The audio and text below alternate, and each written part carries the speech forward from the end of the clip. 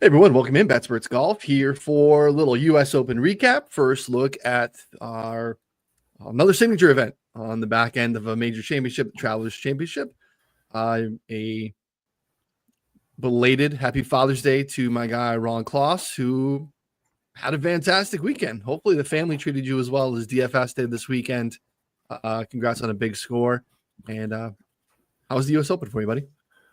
Yeah, same to you. Happy Father's Day again. One day late to everyone, but yeah, it was a very intriguing watch. As far as the DFS contest thing, yeah, I didn't really check in much, so it was a big surprise. But I do remember looking at JJ Spawn ahead of time back on Wednesday night and thinking whether I should include him in the pool or not. And we have that feature in the rabbit hole where you can look at recent tournament results, and he just had so many good finishes. And so, going back to his total driving, his accuracy off the tee, and then a lot of people don't realize this about him, but he's one of the best 3-putt avoiders on tour. Like, he's just a really good lag putter, which was one of the big skills that was really important at Oakmont, as we all saw on those greens, how difficult they were. So, yeah, definitely glad I put him in the pool.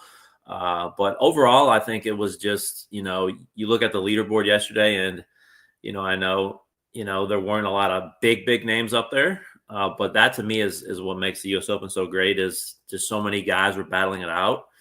And like, you had Scheffler just sitting there hovering, just, we were all waiting for him to make a move. And, just the fact that JJ Spawn outlasted everyone, especially coming from behind like that, it was just really fun to watch, and really happy for a guy like that. Yeah, awesome, insane, life-changing win. I mean, I probably say that for anyone to win a U.S. Open, but for a guy like that who is just, it's not an upper echelon tour player. The U.S. Open is a big-ticket win. Oakmont, we had a lot of discussion. Hey, like 8 of the 9 guys that have won at Oakmont have won multiple majors. Like, Oakmont alone specifically just gives you, all-timers in a sense. So, to have what we had there, which is kind of wild, just surprising. It was a later tweet on Saturday night, so it didn't get a ton of engagement, but the engagement that it did, they sent out a tweet from the house account, Betsperts Golf on Twitter, and just describes a screenshot of the leaderboard going into the final round of the 2026 or 2016 championship here at Oakmont in the U.S. Open, and just said, hey, look, even when you feel like it, things are pretty wild and can change pretty drastically. It was kind of like a how far back is too far back discussion. And I was surprised by the engagement with it that came with, like, hey, they're just the 4 guys that can win. It's just the 4. No one, we separated and we had those guys under par. And I was just kind of surprised that was the sentiment, being that it wasn't 4 super trustworthy, really good golfers. Like, Adam Scott's got a great career. I love Victor Hovland. I think he can ascend to be one of those guys. He's not the most consistent golfer. Sam Burns is a guy that no one has been betting, for basically the majority of the year at like 50 or 60 to 1 in soft fields at times. Like, and JJ Spawn's a guy that's like, we'll do this, right? And show up at a Colonial and pot for a little bit and then finish T7. And, it's a great story. But to think that these guys hadn't had the 75s yet, that suddenly they were immune to it because for 3 rounds they didn't, was really surprising to me. And then we saw the leaderboard crush in on itself pretty quickly on Sunday afternoon. These guys got off to a terrible start. Spawn in particular, brutal start. The shot on number 2, I don't know if you saw it because I know you had dad duties. I mean, hit a really nice approach shot to a tough pin onto, bounces, hits the flag, and rolls almost all the way back to his feet. And to stand there almost with no reaction, stunned, but like, he didn't overreact. There was no big pouting, got back up, hit the next shot. And, to wake up, sleep on that lead and, throw up a 40 on the front 9 and to have the resiliency to come back, it's just really impressive. It's not the winner that I think people wanted to see necessarily, but like, the storyline's great, for someone that he lost his card recently in the last handful of years. Really cool stuff. So, for a Bobby Mack would have been a wild winner because we saw like I don't know. I watched a lot of golf, right? I played in a scramble on Thursday. Didn't watch a lot of morning golf on Thursday, but watched a lot of the rest of the week. I think maybe I can count on one or two hands all the Bobby Mack shots I saw all week. And for him to have like almost won the golf tournament, we saw nothing but like little cleanup like putts from him. Would have been a pretty wild, TV coverage scenario, but we almost got there, which would have been pretty crazy. But hey, shout out to Spawn, awesome life-changing win for him, and we'll have Ryder Cup discussions at another point, I'm sure. But pretty hard to win the U.S. Open and be that competitive throughout, and not have yourself, on that team, which is an interesting discussion again for another day. Andy and I touch on it on Tuesdays all the time. Like all these different things make you go, Europe's still plus money out there. So it's really tricky. Good for Spawn. I'm not sure I love his fit for Bethpage, but I don't think I would have loved his fit for Oakmont. So, and kudos to Ron again for a fantastic DFS win. Oakmont, I think, was the winner. The fact that place took on a bunch of rain leading up to it during the tournament and still held up. And I feel like that membership is pretty excited that they got, a one guy over par champ, right? Like, a lot of discussion coming in. Would you take even? We just said skip it. We're going to just have you, you finish it even. Would you take it? And a lot of players said yes. And they would have been, almost rewarded for that, other than what happened there on the 18th. So crazy. And that was a great story Spawn told in the press conference where, Tiger told Max Homa about, you just have to stay at par. You just keep making pars. And we saw it yesterday when, that course is so tough that the field just started. And I'm not going to say everyone was choking down the stretch, but that course just so challenging. And, he's just sitting there and makes one birdie, and then he's back tied for the lead so quickly just because he was just consistently making pars. And so just that mindset, I think, was just awesome to see. Yeah. Yeah. It's like, I don't know that I would say anyone choked either. They fell back. And it was like, they had the round that everyone else had at least one of. Theirs came on Sunday. And that's a tough scenario for Hovland to tuck that approach on 18 right behind Spawn's ball. I was like, oh man, that's it, man. Like of all the places to be, he had to kind of be super aggressive. And then the fact that he missed his spot and landed right where he was, like, whoa, what a gift for Spawn to have just a very, very useful tell right before he has to, make the biggest putt of his life. So pretty crazy stuff. Any thoughts on Burns? Any, the relief situation, or, anyone else you want to touch on, or anything else for the Oakmont before we move on to Travelers? I mean, that's tough for Burns. That's 2 weeks in a row where he was right there. And it was hard to tell on TV. You couldn't see the splashes, on the TV view that, we could see afterwards, on social media that kind of went around. So I mean, at the time I agreed with it because, I wasn't stomping on it. And, obviously if your stance is impacted, like we saw afterwards, I think definitely changed my opinion that he probably should have got a little bit of help there. But yeah, you kind of feel for Burns, his time's coming. He's a great young player still. So look forward to good things from him in the future. Yeah, I'm torn. Like the way it reads is that it has to be standing, right? So it can't be water that shows when you step. And that's we're not there. We're just getting pictures or videos, or it's very clearly a lot of water when you step. And it obviously massively impacted his shot because he, just absolutely duck hooked that one into the rough again and posted a double. Again, he actually really, it's not like it was the end all be all. It's not like he lost by 2-3 shots. He ended up falling back all the way to, to +4, I believe, with a 78. So it's not like that was, a key moment, but not necessarily the end all be all.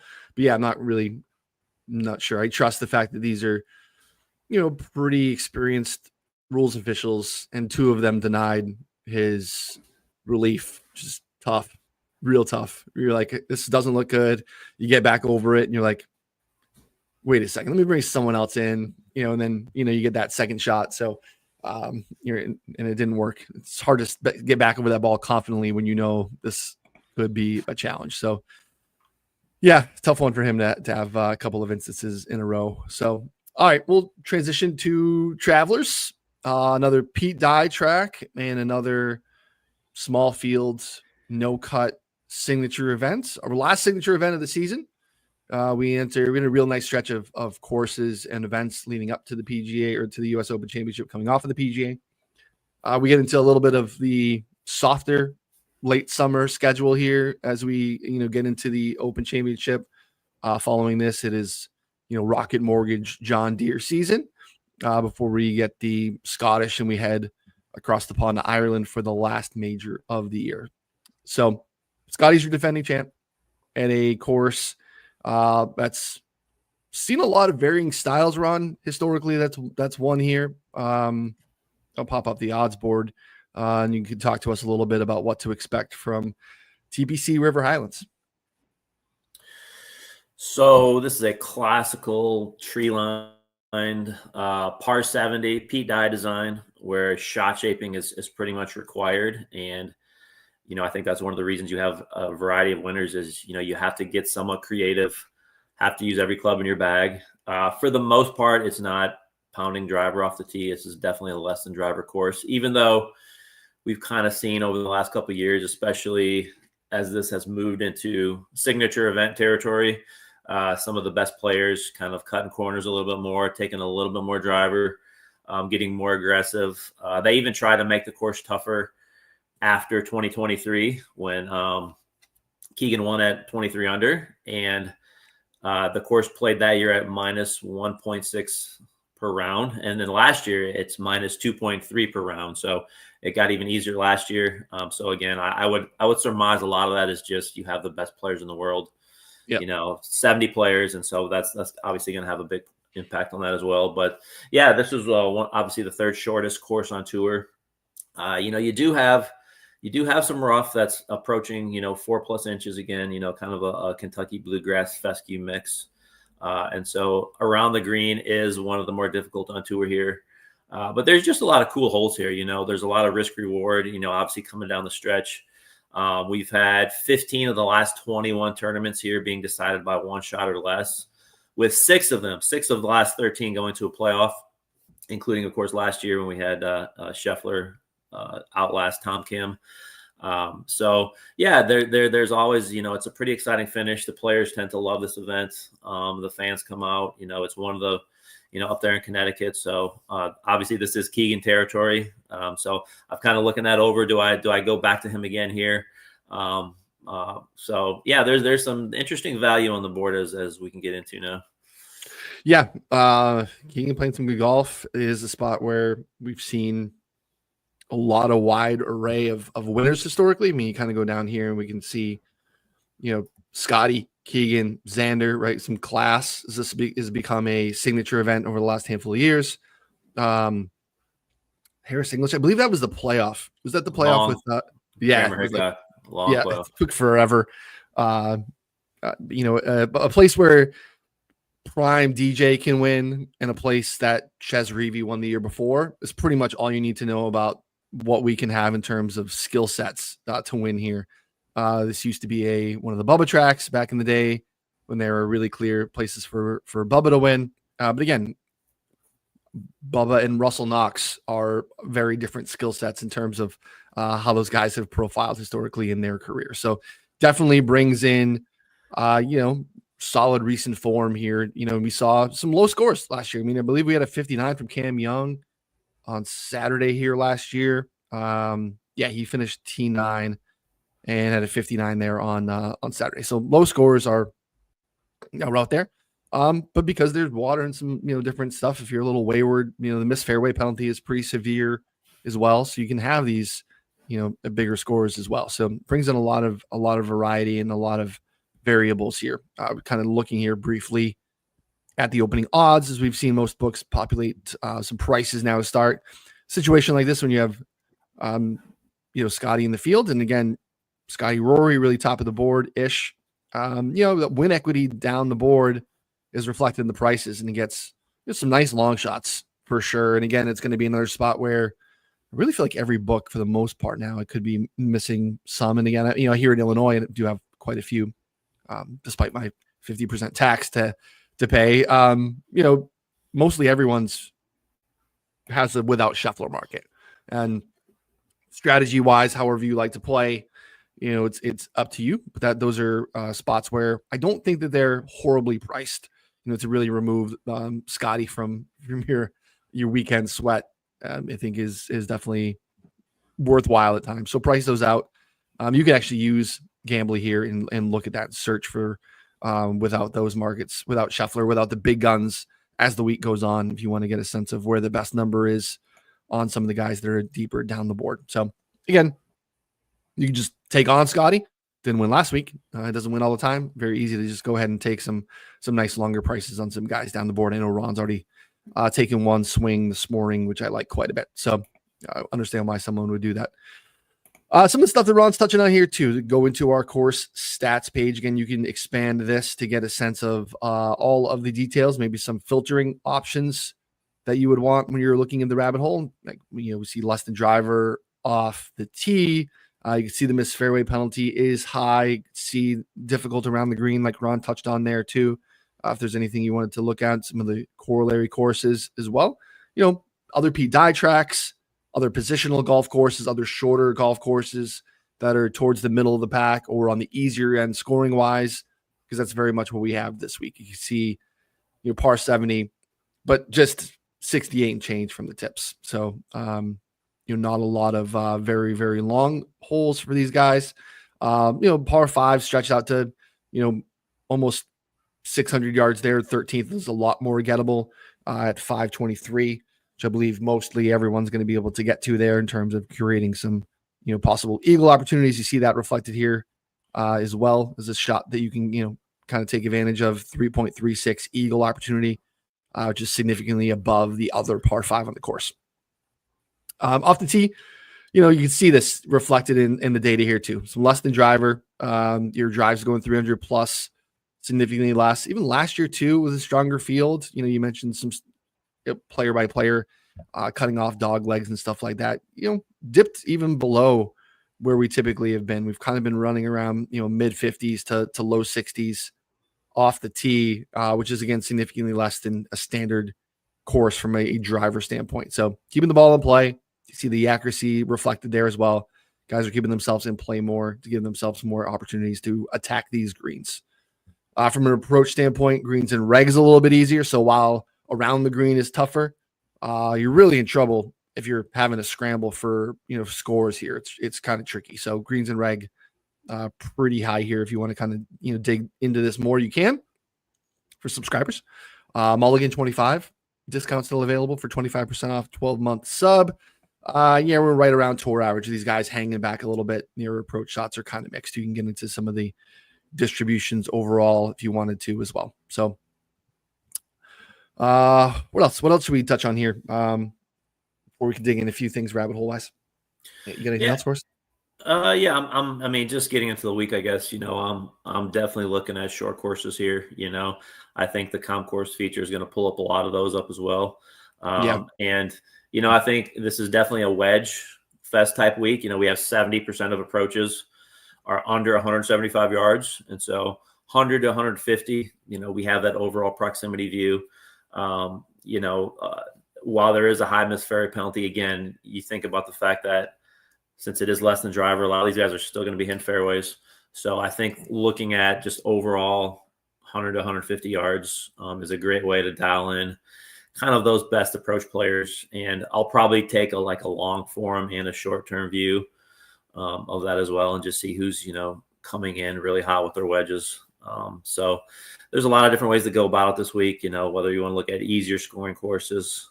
So I'll kind of be mixing all these together.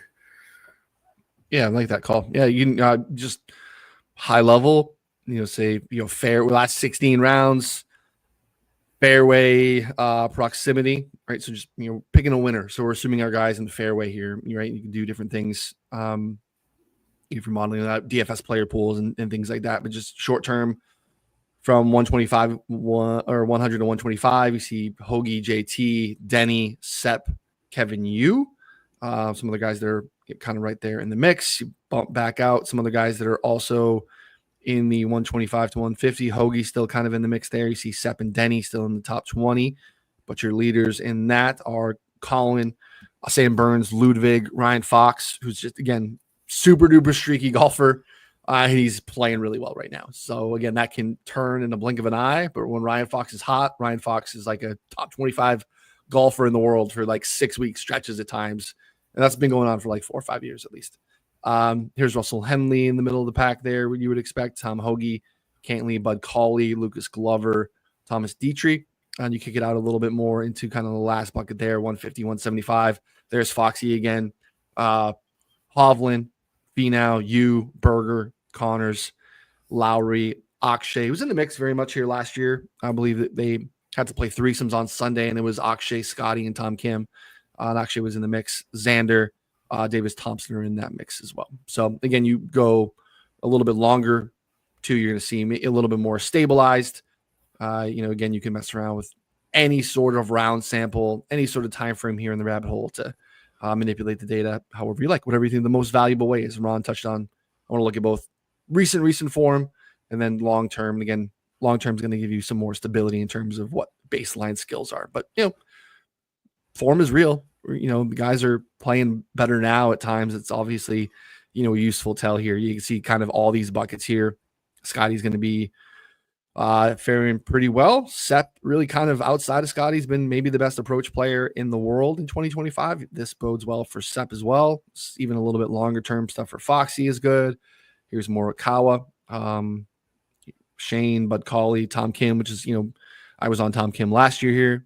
You can get chuckle fest with his buddy in the final group, and Scotty just stone killer. Like, I don't have time for you. We'll yuck it up back in Texas. In the meantime, I'm going to whoop you here in the playoff, and that's kind of what happened to Tom, who very much just seemed like he was happy to be there. Didn't have the killer instinct. Maybe that's just someone who was having to cheer for Tom Kim in a playoff against Scotty Scheffler and felt very much undermatched pretty quickly there on Sunday last year. But this is a good spot to look at too. So, like you said, a lot of guys playing from the fairway this week.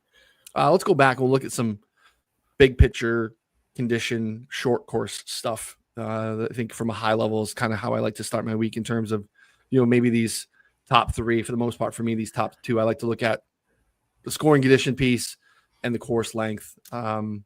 You basically want to rule out difficult and long stuff. Would you agree?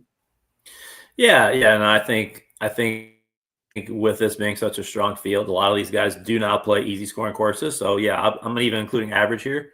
Yeah. And, I'll go short and very short. And if you want to throw average in there too. And so, I think that's a good thing. Just kind of take all those difficult long out, pretty much the complete opposite of last week, even though it is a par 70 again this week. But guys are going to have to get it done on a lot of par fours this week. Yeah. So par four scoring is another important thing to look at too. Yeah. I like par fours, and you could do, short par fours, right? You could do the same thing and keep the course length and look at short par fours. Like, it's another way to look at this as well. So this is let's go all rounds, last 12 months, kind of middling sample, but not awful. We're going to see a mix because some guys aren't playing some of these courses. Justin Thomas is your best player in the field the last 12 months in fairly easy scoring conditions and shorter golf courses. He's getting a bump for playing more rounds. When you go and search by average there, you can see Scheffler's got about a half stroke gap. Aaron Rye, not super surprising. Luke Clanton, again, decent sample. Some of the stuff he's played was kind of this little range here last year. So again, he's comparatively sample-wise in the mix here, so not a super small sample for young Luke, and this looks nice for him. Tommy Fleetwood, Cantley, Xander, Harry Hall, just interesting, getting a lot of it done through the putter. I mean, insane putting numbers here, really. But he's a great putter. Rory, Spawn, Decky, Lowry. That all makes a lot of sense. And again, you want to manipulate the size of the sample. You can go ahead and do that here as well. But bodes well for JT and some of the shorter positional guys popping here as well. Just good way to start the week. Good core. And this was Clanton's, like you said, last year. If you go back and look, he had 3 top 10s, and it kind of all started. He didn't play here last year, but just going back to Rocket Mortgage, John Deere. So, I think this is an interesting kind of a takeoff time for him. See what he can get done here the rest of the year. Yeah, I mean, the late summer run from him, was in the U.S. Open, Then the Rocket Mortgage was a great showing, and then follows it up with a nice showing at the John Deere. I mean, Davis Thompson kind of ran away with that in the end, but great showing for him. Does it again at the Wyndham, another shorter positional golf course where accuracy is important. Kind of got it done throughout the bag there too, which is really nice to see. RSM, shorter positional golf course, playing from the fairway matters. Those things are all popping there nicely for Luke Clinton, who is you're not getting a discount. Right, I didn't see where Clinton is on the board this morning, but I'm sure he's in the 50 range, 60 range. Oh, he's a little further down here. Someone's going to give us a bigger number unless I scroll by him. Yeah, he's in this, I think. Oh, yeah, here we go. Yeah, 60. Okay. Yeah, so between 60 and 66. So not bad, but in a loaded field, we're not getting a huge discount on young Luke. All right. What are the things you want to look at specifically? I mean, mixed / less than driver stuff off the tee. I think you can look at that along with missed fairway penalty. That's some stuff I did last year, looking at good drive percentage. Again, it's higher than a tour average event, but to your point, around the green's tough. And when we're getting into like the low mid 20s, you're just kind of dead. If I'm trying to pick a winner, I need you to be exceeding the field average on good drive percentage. And I think those are some other things that Pete Dye tracks. Are you looking at course history at all this week? Is that something that you care about at TBC River Highlands? Yeah, it does. It does. I think it's 11th most correlated as far as when you look at results, strokes gained total with course history. So yeah, I'll include a little bit of that. But what I like to do in situations like this, since there's so many courses that are somewhat similar to TPC River Highlands, is I'll just gather all those in one grouping. So I'll put TPC and I'll add all those other comp courses in and kind of get a rating from that in the model. But yeah, like you said, like I'm definitely looking at less than driver off the tee, and I'll see what sample size I'll get. But definitely looking at missed fairway penalty as well, because that's when we're talking these shorter courses, you kind of want to mix those two things together because they're not taking drivers, and so obviously. It seems like it wouldn't be related, but you do want to see, even on less than driver courses, who is, kind of, I guess, still hitting fairways. And I would expect with the field strength, this would be fairly high. We get a lot of top guys up here, but just different ways, try to mix it up and get different views off the tee. I'm trying, just like we tried to do at the top with scoring conditions, in the course length. I'm trying to really rule out something specifically, right? And this opens up a little bit of a larger sample size. I'm basically trying to get out of driver heavy courses. I don't want that data in our data set. And I want spots where, in correlation with that, where there's not a low miss fairway penalty, right? Where the spots that, you're going to a course where it is club head cover off and there's no penalty for where you land, basically, as long as you don't land out of bounds or in the water. I want all that data out. So keeping mixed and less than driver off the tee, club selection, and then missed fairway penalty. It's high, but I also want to include average because, again, I just essentially want to rule out low, if that makes sense. And again, this is going to help with the sample and get us, I think, a little bit more useful data because we really don't want any of those courses mixed in. Let's go. I like 18 months right now. We're kind of in June. This brings us back to basically all of last year and this year. Yeah, this gets us a nice sample. Some guys that we'd probably like at the top. I'm guessing we're gonna get Scotty. Holy cow. Yeah. All right. So he's pretty good, decent sample, and he's lapping the field. But below him, Russell Henley, you would expect, fantastic at keeping the ball in play. No real weaknesses to his game outside of the fact that he does not have 300-yard carry in his bag, really, right? So next, Rory, another Luke Clanton showing. This is where the sample gets a little smaller, but this is still not awful. It's not even that far off of where Rory is. Xander, Lowry, Colin, Connors, JT, Fleetwood again. That bodes well. Here's Sepp and Spawn. Here's Keegan, who's won here. Ben Griffin also continues to play fantastic golf. Bobby Mack has fared well at these par 70s in his career, which is definitely interesting to see. So this is a really useful little subset. So that makes me want to think about the guys that are maybe surprising in here, like a Max Gracerman, and Luke Clanton.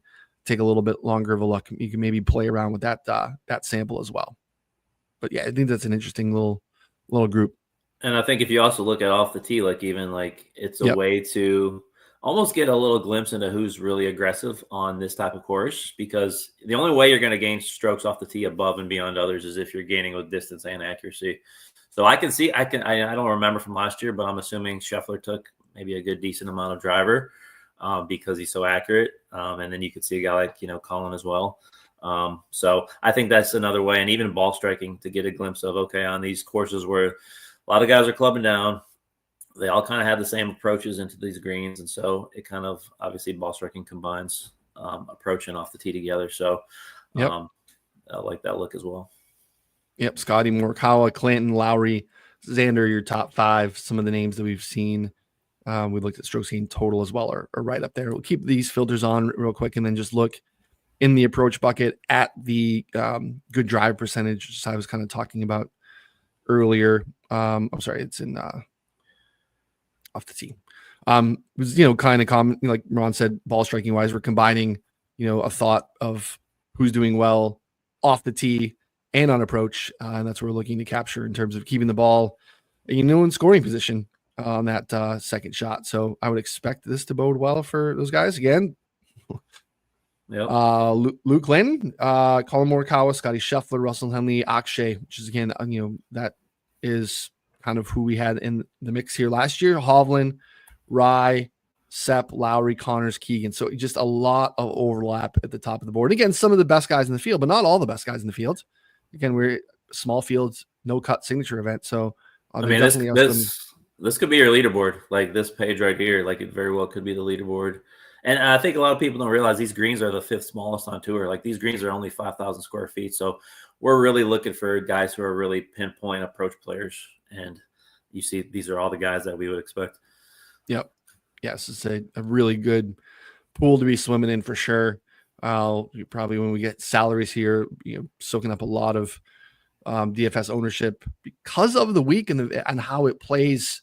I don't think it's another great spot to like pivot off of assumed chalk, just based off of what we touched on at the top, Ron. Like it's such a spot where, we've a Ches Reavie and DJ thing again, skill set wise, seen so many different variations of player contend here.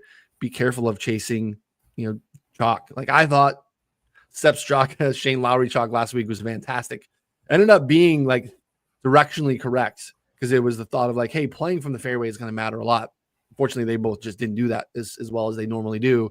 And it became a problem. But the JJ Spawns of the world that really emerged showed that the fact that keeping the ball in play was paramount this week versus the trend of U.S. Opens being so driver distance heavy. That didn't really work out for some guys this week for sure. So, careful with the chalk this week. I think you're going to be able to find some viable pivots through the data. Any other things to look at here before we take a look? Oh, let's look at the corollary courses. I'll enter them in here. We'll see if we continue to see this strong set of names here. So if you want to look at this, simply go into the, I'm going to back this out. We'll go say last 3 years. Go into the course section. You can simply type in the course that you're looking for. If you're looking for specific course types, you can do that here as well. Regions, but again, we're in the Northeast. We don't play in the Northeast quite as much as we used to. So some of that data is going to be really old or really small sample. It's going to lead you basically to, what's happened here at the Travelers over the last handful of years. But these are other options for you too that you can look at. Simply go into the course section. Harbor Town, die, positional.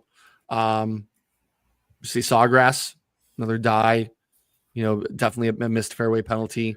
Colonial. I'd say Walleye. Yep. I've got Pebble Beach on that list. I think there's some differences, but small greens. Sure. Small greens, the distance doesn't really matter a ton. Sedgefield. Yep. And how about near where we go for Accordia for the Zozo, right? Positional golf. Go TPC Potomac. TPC Potomac's a great fit too. Yeah.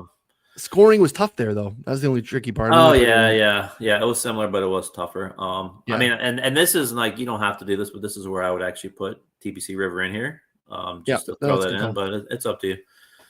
No, I like it. I like this section. And there's could be some others. And again, if you disagree, put some other ones in, pull some others out. We'll look at the last 3 years here. Gonna have Scotty probably looking pretty good. Sawgrass has been a pretty decent place for him. All right, Scheffler, JT, Rory, Patrick Cantley, Wyndham Clark. Just interested to see, but he's played some pretty good golf early in the year. Obviously, lit up Pebble for 54 holes, or at least one round, and has had some decent showings at Sawgrass before as well. Russell Henley, Luke Clinton. This is where we get into small stuff for Clinton. Hasn't played a lot of these golf courses. Xander, Bud Cauley, who broke my heart this weekend. It looked so good on Thursday, Ron. I had been banging the drum for Bud Cauley all week. Got to like 2 under a little bit. I think he finished even and then just exploded on the back 9 on Friday and sent himself home. Just absolutely brutal. Killed some good DFS lineups and some T40 bets. Xander in there as well, as I mentioned. Sanjay Morikawa. So, yeah, decent sample of some guys. Again, pulling more, I think, of the best golfers, more so than some of the specifics that we saw on some of the other searches. But, a useful trend this week as well, I think, to look at the corollaries.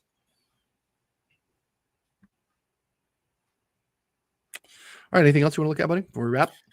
No, we're good. I'll definitely include some par 4 stuff, but I agree. Birdie or better on easy, even bogey avoidance on easier courses. I think all those are good, and kind of getting a little quick view on how these guys have performed in the past. On, again, like you always say, trying to recreate the exact conditions this week as best we can. Yeah.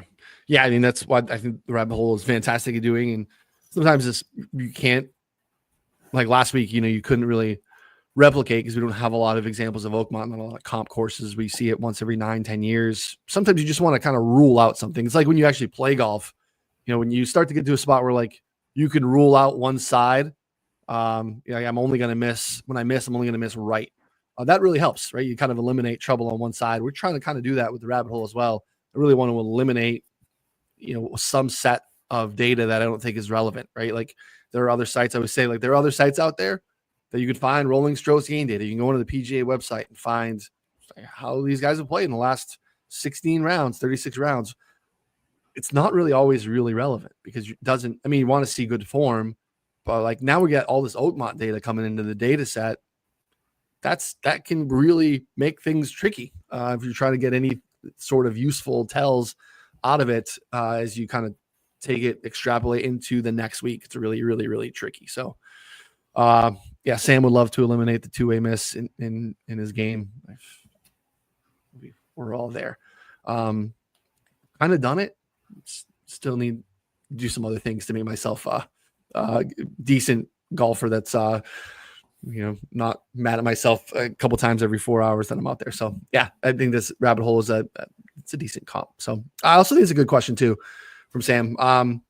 Any hangover, Ron? Considering the mental test that Oakmont is. Again, we're having basically these guys are all played there last week, right? So it's not like there's any advantage outside of, to his point here, anyone who missed the weekend. I mean, when you look at last year, it was even worse because it was Memorial, Pinehurst, and then TPC River right after. So, I think, look, maybe a slight edge to guys who maybe missed the cut, didn't have to go through all 4 rounds. Like when I think about it personally, like I think this would be really tough to do that when you're coming off a week like this, when, emotions are so high and you're so locked in on a course that tough. I think, a little bit challenging, but again, this is an easier course. I think most of the guys love this course. I think it's a fun course to play. So I think I'm not going to take too much of that into account for sure. Yeah. Maybe a tiebreaker, Sam. I mean, if you're between a couple of guys and you felt like you only have one spot left in the card or player pool, I would understand if you wanted to leverage it that way. Otherwise, to Ron's point, it's tricky. No, I'm not playing Rory this week. No Rory. No Rory. Okay. No Rory for me either. Something.